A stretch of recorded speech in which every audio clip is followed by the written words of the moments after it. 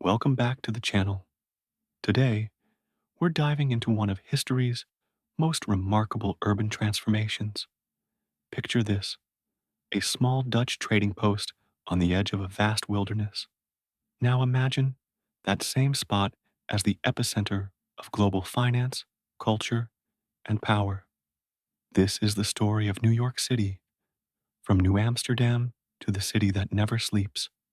How did a minor colonial outpost become the most influential city on Earth?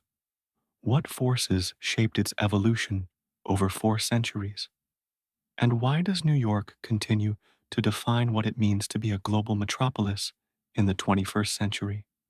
Stick around, because this journey is going to take us through wars, revolutions, massive waves of immigration, devastating disasters, and incredible triumphs.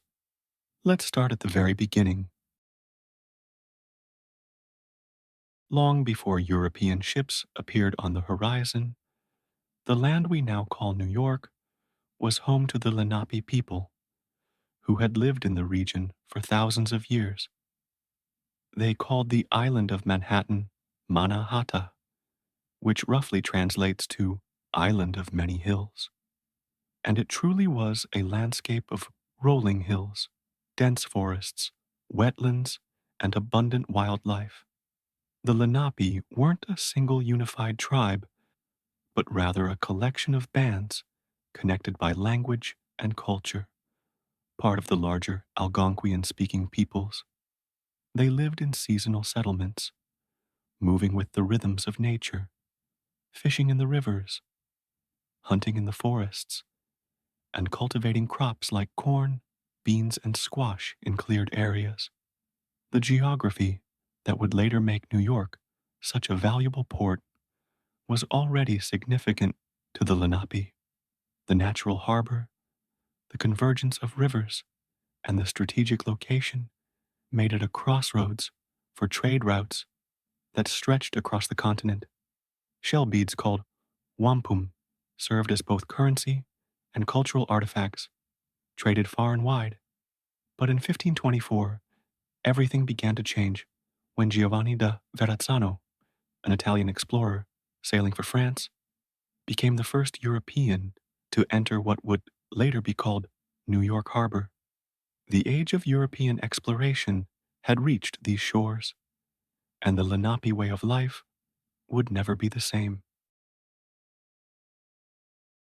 Fast forward to 1609, the Dutch East India Company, one of the world's first multinational corporations, hired an English explorer named Henry Hudson to find a northwest passage to Asia. Hudson sailed his ship, the Half Moon, into the harbor and up the river that would eventually bear his name. While he didn't find his passage to the Orient, he did find something valuable: beaver pelts. Now, you might be wondering why beaver pelts were such a big deal. In 17th century Europe, beaver fur was incredibly valuable, used to make fashionable felt hats that were all the rage among the wealthy. The European beaver population had been hunted nearly to extinction, making North American beaver fur a lucrative commodity. This was the Dutch Golden Age, and the Netherlands was an economic powerhouse looking for new opportunities. In 1624, the Dutch West India Company established a permanent settlement.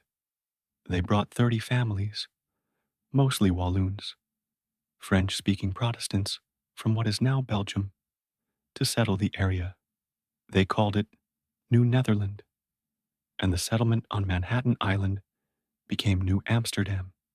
Here's where one of history's most famous and misunderstood transactions comes in. In 1626, Peter Minuit, the director of the colony, supposedly purchased Manhattan Island from the Lenape for 60 guilders worth of trade goods, often quoted as $24. Now, this story has been oversimplified over the years. First, the Lenape didn't have the European concept of land ownership. They likely saw this as an agreement to share the land, not sell it permanently. Second, the value of those trade goods was probably more substantial than the popular narrative suggests. And third, there's debate about whether the Lenape representatives who made the deal even had the authority to do so. Regardless, New Amsterdam began to grow. The Dutch built a fort at the southern tip of Manhattan, established a trading post, and constructed a protective wall along what is now Wall Street to defend against potential attacks from Native Americans and rival European powers. That wall gave the famous street its name, though the actual wall is long gone. From the beginning, New Amsterdam was remarkably diverse. The Dutch West India Company needed workers and wasn't too particular about where they came from. Ships brought settlers from all over Europe, as well as enslaved Africans. By the 1640s, it was reported that 18 different languages were spoken in this small settlement of just a few hundred people. This early multiculturalism would become a defining characteristic of the city. The colony wasn't exactly thriving, though. There were constant conflicts with Native Americans, disputes with English colonies to the north and south, and internal squabbles. The Director General, Peter Stuyvesant, who arrived in 1647, tried to impose order with an iron fist. He was autocratic, deeply religious, and intolerant of dissent. He persecuted Quakers, Jews, and other religious minorities, though the Dutch West India Company eventually forced him to be more tolerant for business reasons. But Stuyvesant's biggest challenge wasn't internal, it was external. The English had colonies surrounding New Netherland and had long coveted this valuable harbor. A confrontation was inevitable. In August 1664, 4 English warships sailed into New Amsterdam's harbor. Colonel Richard Nichols, commanding the fleet, demanded the colony's surrender. Peter Stuyvesant wanted to fight, but he had a problem. The colonists didn't want to fight for him. They were tired of his harsh rule, and the English were offering generous terms. Residents could keep their property and continue their businesses. Stuyvesant had no choice. On September 8, 1664, he surrendered New Amsterdam without a shot being fired. The colony was renamed New York, after the Duke of York, the brother of King Charles II, who had been granted the territory. Just like that, the Dutch period was over. Well, almost. In 1673, during the Third Anglo-Dutch War, the Dutch briefly recaptured the city and renamed it New Orange. But this lasted only 15 months before it was returned to English control as part of the Treaty of Westminster in 1674. New York it would remain. Under English rule, New York continued to develop as a commercial center. The city's excellent harbor and strategic location between New England and the southern colonies made it increasingly important for trade. The population grew steadily, and the city began to take on more permanent features: paved streets, municipal services, a proper city hall. The Dutch influence didn't disappear, though. Dutch families like the Roosevelts, Van Cortlandts, and Stuyvesants remained prominent in New York society for centuries. Dutch architectural styles influenced building design, and some Dutch words entered American English through New York. Cookie, boss, stoop, and Santa Claus all have Dutch origins. The 18th century saw New York grow into a major colonial city. By 1700, the population had reached about 5,000. By 1776, it was around 25,000, making it the second largest city in the American colonies, after Philadelphia. Slavery, unfortunately, played a significant role in this growth. New York had the largest enslaved population of any city in the northern colonies. With enslaved people making up about 20% of the population by the mid 1700s. The city was becoming increasingly prosperous, but prosperity came with tensions.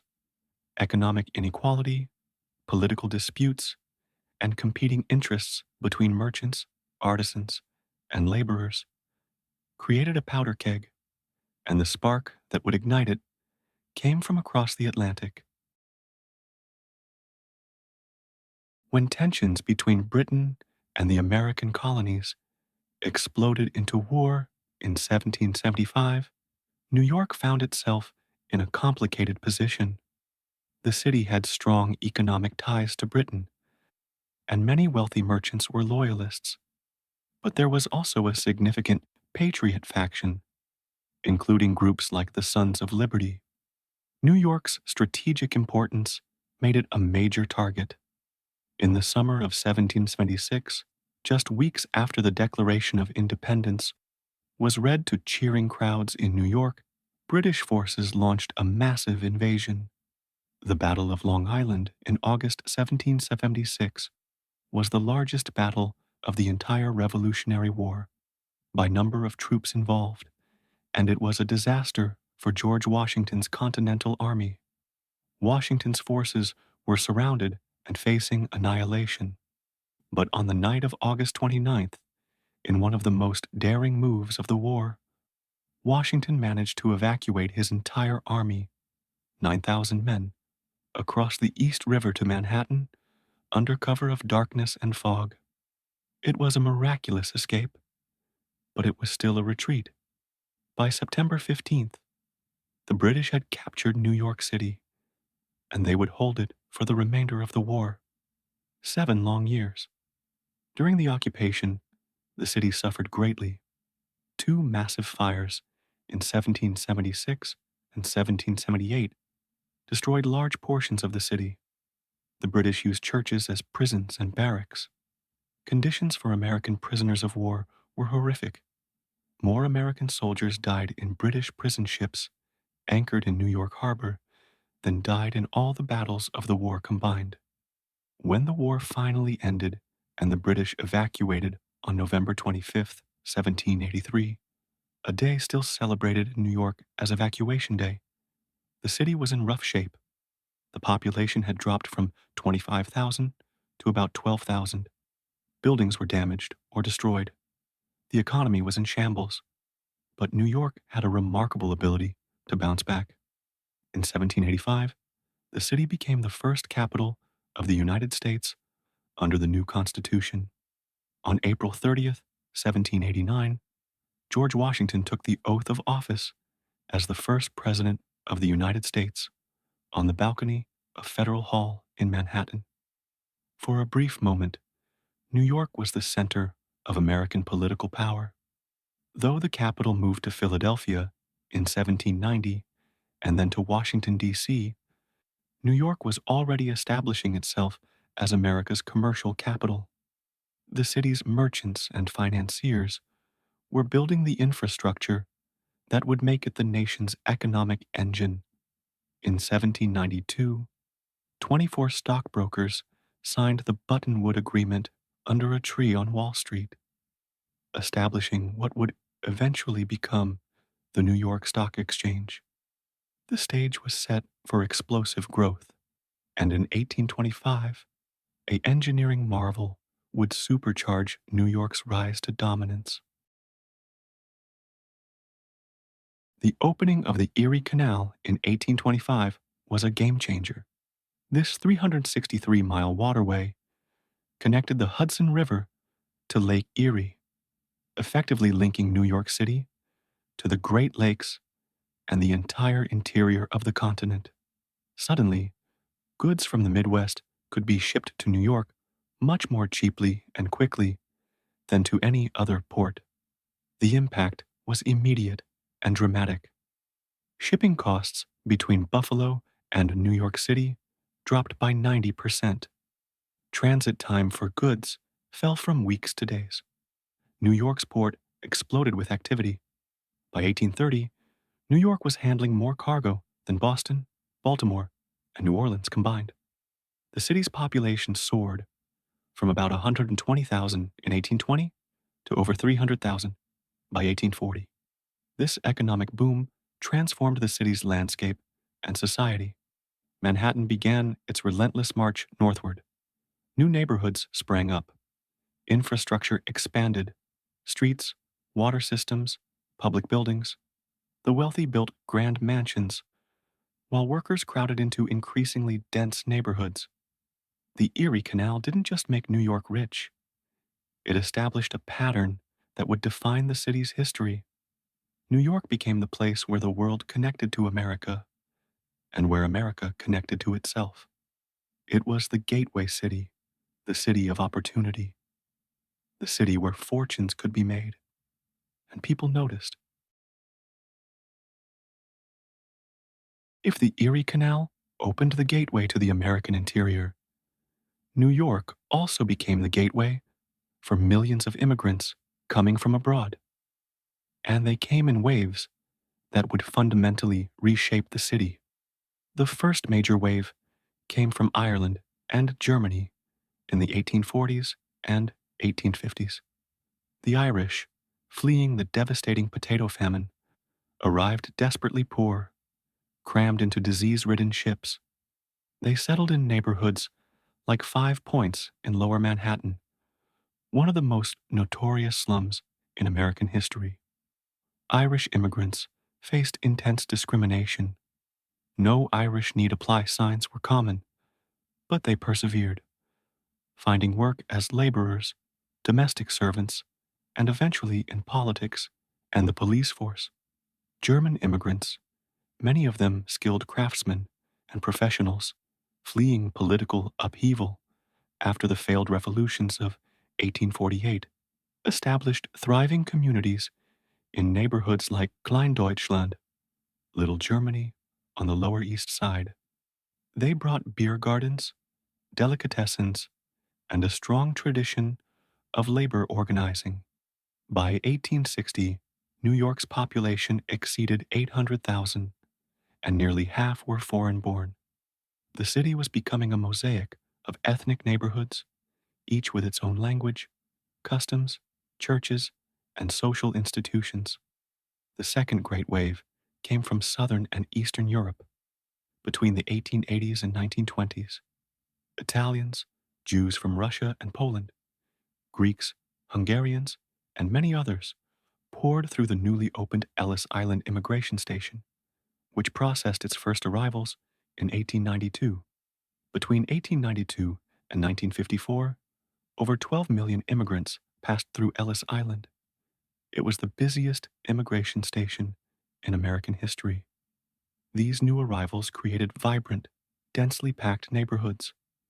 The Lower East Side became the most crowded place on earth, with tenement buildings housing multiple families in tiny apartments with no running water or private toilets. Yet from this crowded, often difficult environment emerged incredible cultural richness: Yiddish theater, Italian opera, political movements, labor unions, and countless small businesses. This diversity wasn't always harmonious. Ethnic tensions, competition for jobs and housing, and conflicts between immigrant groups and native-born Americans were common. Political machines like Tammany Hall exploited and empowered immigrant communities in equal measure. The notorious Tweed Ring stole millions from the city treasury, while also providing services and jobs to immigrant voters. But through all the conflict and hardship, something remarkable was happening.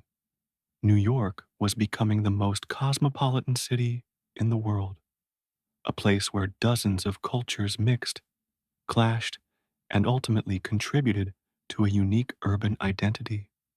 The city that emerged from this crucible would be impossible to imagine without its immigrant heritage.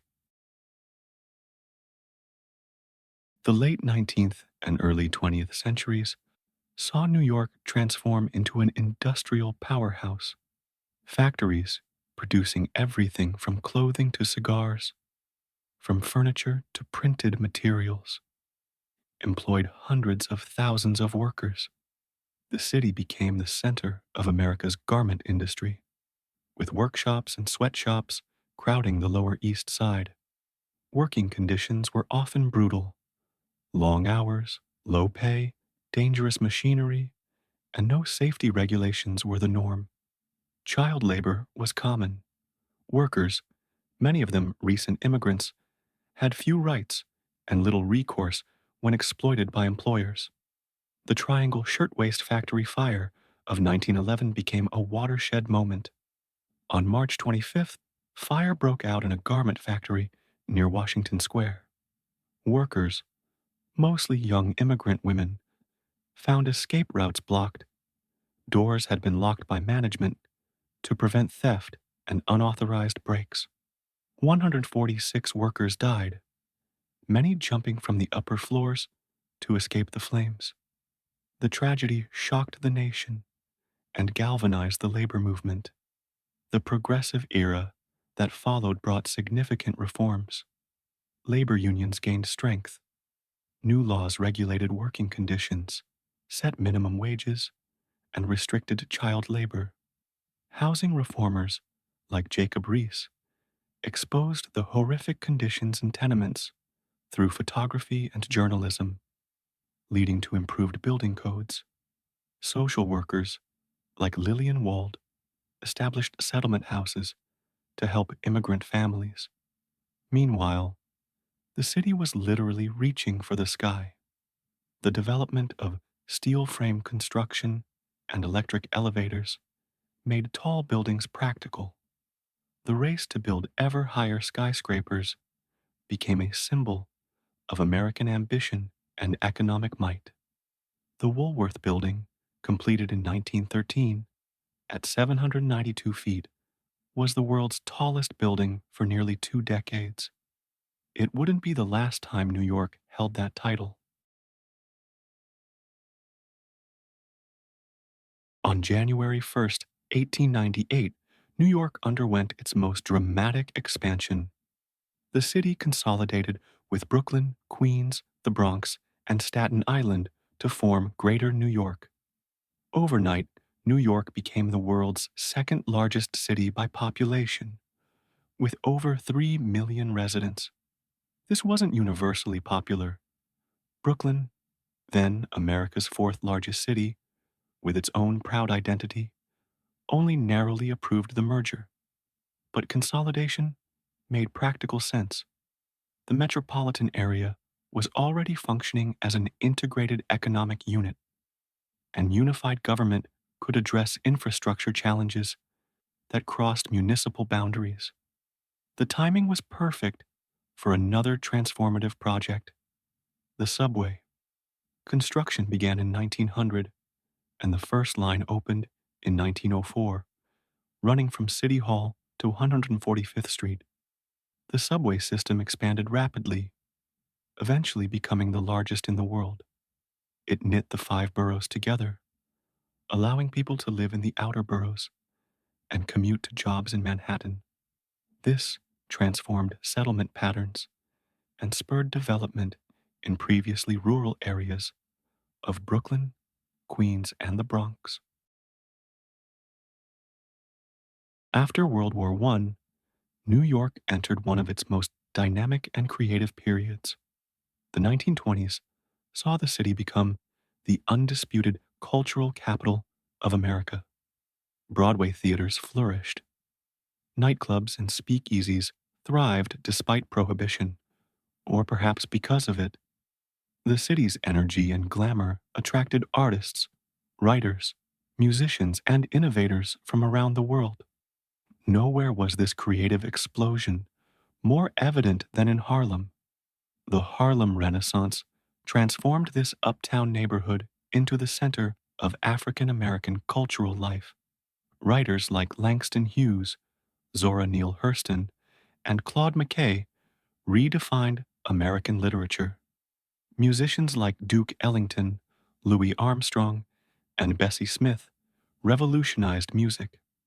The Cotton Club and the Apollo Theater became legendary venues. This was also when New York cemented its position as the nation's financial capital.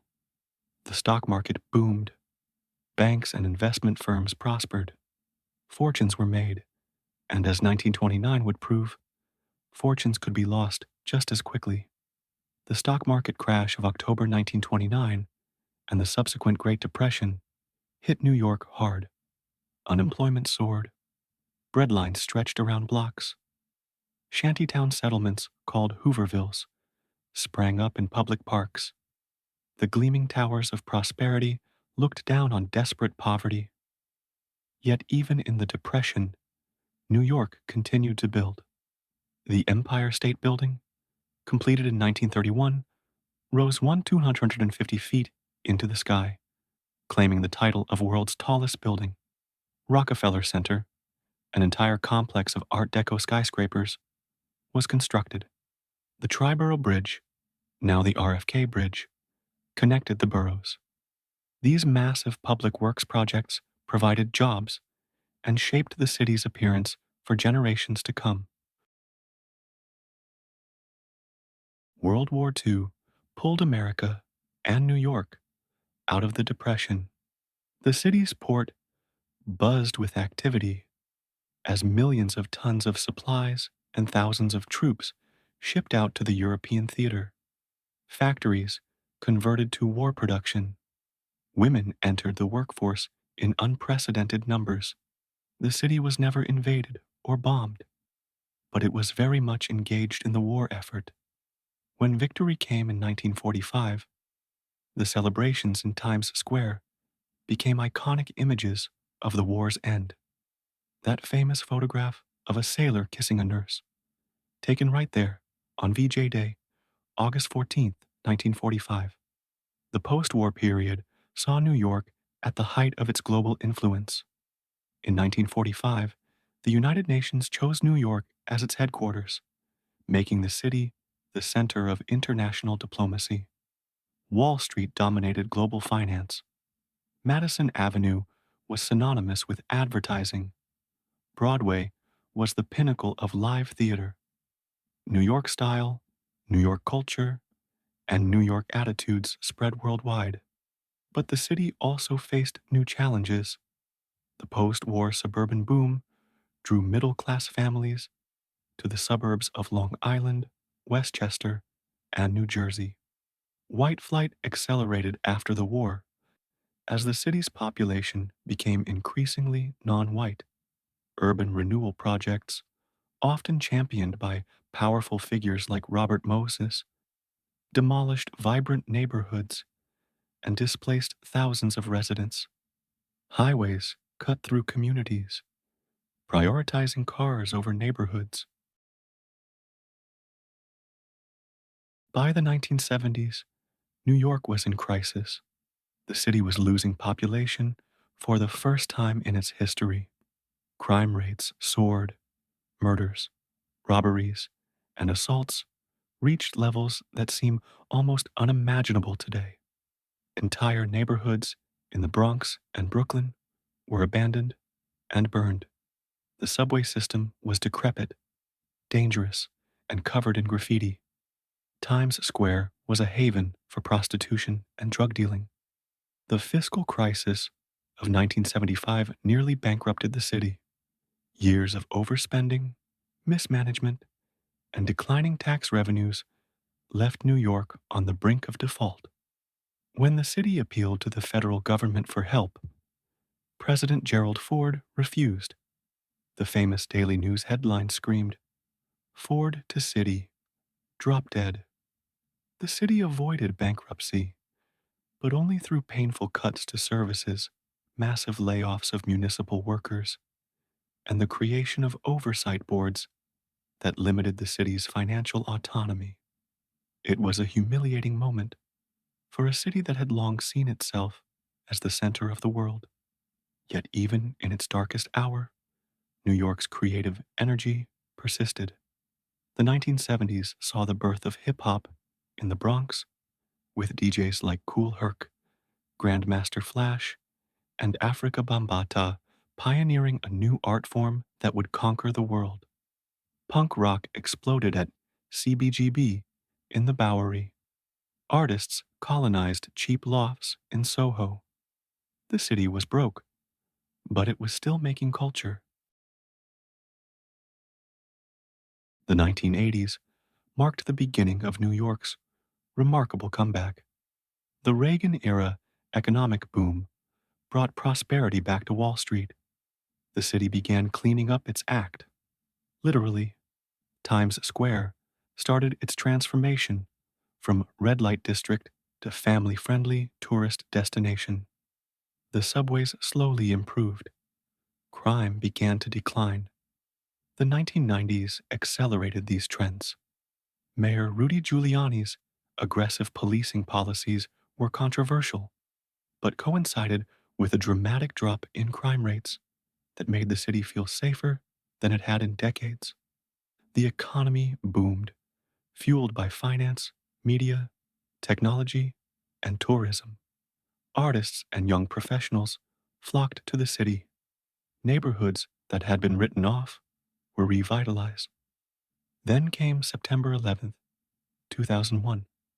The terrorist attacks that destroyed the World Trade Center killed nearly 3,000 people and traumatized the city.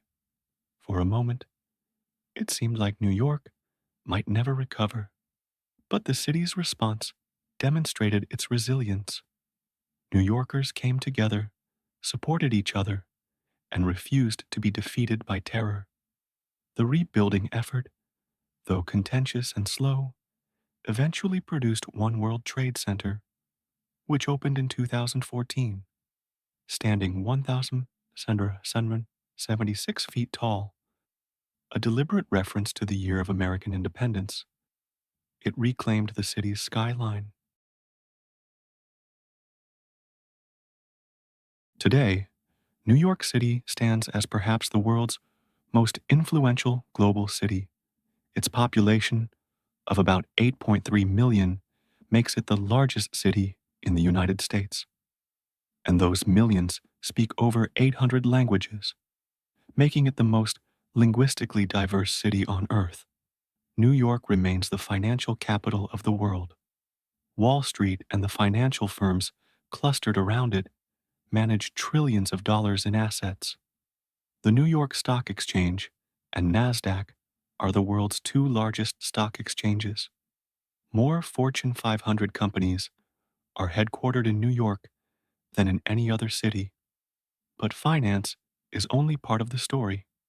New York is a media capital, home to the headquarters of major television networks, publishing houses, advertising agencies, and news organizations. It's a cultural capital with world-class museums, theaters, music venues, and galleries. It's a fashion capital, hosting Fashion Week twice a year and housing the headquarters of countless design houses. The city has also emerged as a major tech hub. Silicon Alley rivals Silicon Valley in entrepreneurship and innovation. Cornell Tech's campus on Roosevelt Island symbolizes the city's commitment to being at the forefront of technological development. Tourism is another massive industry. Before the COVID-19 pandemic, New York welcomed over 60 million visitors annually, drawn by iconic landmarks like the Statue of Liberty, Empire State Building, Central Park, and Times Square, as well as by the city's restaurants, shows, museums, and sheer energy. Of course, modern New York faces serious challenges. The cost of living is among the highest in the world, pushing out middle-class families and artists. Inequality is stark. Gleaming towers house billionaires, while homeless encampments line city streets. Gentrification transforms neighborhoods, displacing longtime residents. Infrastructure struggles to keep up with demand. Climate change poses an existential threat to a city built on islands and coastline. The COVID-19 pandemic hit New York particularly hard. In the spring of 2020, the city became the epicenter of the outbreak in the United States. Hospitals were overwhelmed. Refrigerated trucks served as temporary morgues. The vibrant street life that defines New York disappeared overnight. But once again, New York proved resilient. The city has recovered, though it continues to adapt to the pandemic's lasting changes. More remote work, different commuting patterns, evolving neighborhood dynamics.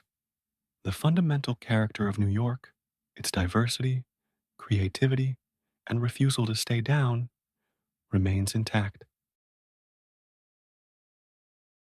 So here we are, from a Dutch trading post of a few hundred souls to a global megalopolis of over 8 million, from New Amsterdam to New York, from a minor colonial settlement to arguably the most important city on earth. What makes New York's story so remarkable isn't just the dramatic transformation, it's how the city has constantly reinvented itself while maintaining a core identity. Through wars and depressions, fires and financial crises, terrorist attacks and pandemics, New York has demonstrated an almost supernatural ability to bounce back, to adapt, to keep moving forward. The city's greatest strength has always been its people. Every wave of immigrants brought new energy, new ideas, new flavors, new sounds. The competition and collaboration between millions of ambitious people created an environment where innovation thrives. The diversity that seemed chaotic and problematic to some observers became the city's greatest asset. New York has been called many things: the capital of the world, the city that never sleeps, the Big Apple, the melting pot. But perhaps the best way to understand New York is as a work in progress, a constantly evolving experiment in urban life. The city that exists today is fundamentally different from the New York of 50 years ago. And the New York of 50 years from now will surely be different again. What won't change is the spirit of the place, the energy, the ambition, the refusal to accept limits, the belief that anything is possible if you work hard enough and hustle smart enough. That's the New York attitude that conquered the world. That's what transformed a Dutch trading post into a global city. Thanks for joining me on this journey through New York's incredible history. If you enjoyed this video, please give it a thumbs up and subscribe for more deep dives into fascinating historical topics. Let me know in the comments, have you been to New York? What's your favorite part of the city's history? And what city should I cover next?